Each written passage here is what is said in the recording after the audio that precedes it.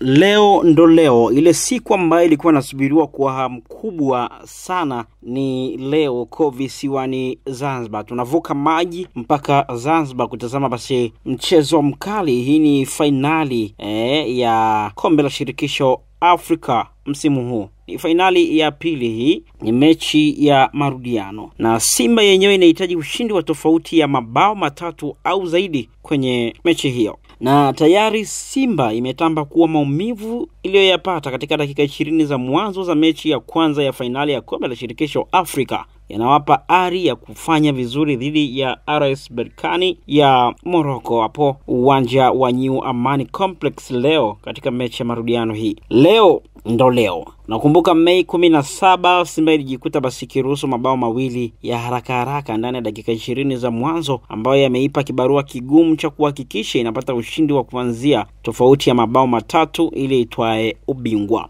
Akizungumza na waandishi wa habari akiwa Zanzibar, Fadlu amesema ndio tulikuwa tumejiandaa kikamilifu kwa mechi ya kwanza. Tulikuwa tumepanga kila kitu kiufundi na kimkakati, lakini jambo kubwa zaidi lilikuwa kuwapa wachezaji uzoefu wa dakika zile 20 za mwanzo, kwa sababu unaweza kuwa na mpango mzuri lakini hali halisi ya uwanja na mazingira ya finali huwezi kuifundisha darasani. Lazima waishi nayo, wapitie na wakue kupitia hilo.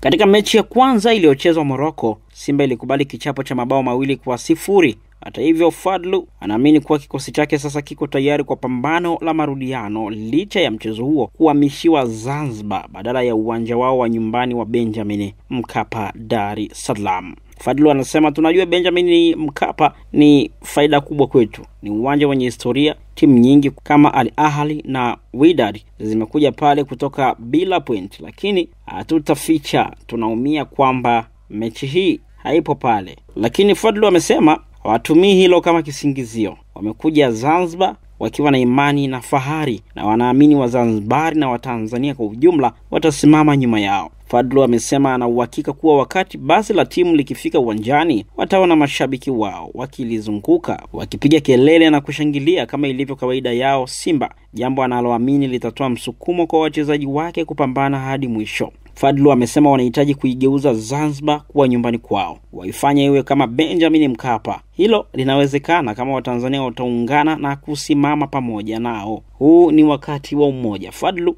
anaomba umoja zaidi. Akizungumzia ile mechi ya kwanza, Fadlu amesema pamoja na Simba kufungwa walijifunza mengi. Anasema alipata kadi ya njano si kwa sababu ya hasira, bali kuamsha wachezaji wake. Walihitaji kujua kwamba hiyo ni vita, na licha ya mazingira magumu wao ni timu nzuri na wanaweza kushindana.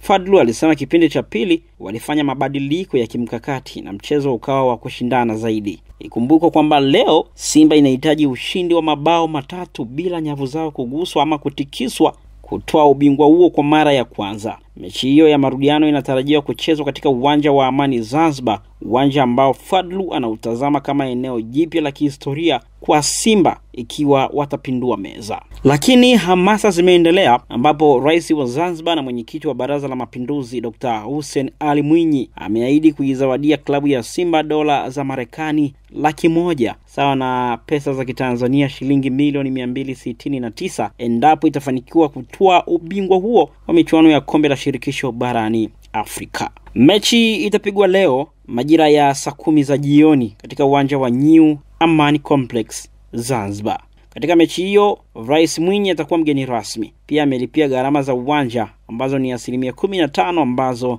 zilitakiwa kulipwa na Simba. Jambo ni hivyo, Simba wanatiwa nguvu na Mheshimiwa Rais. Simba watafanya nini?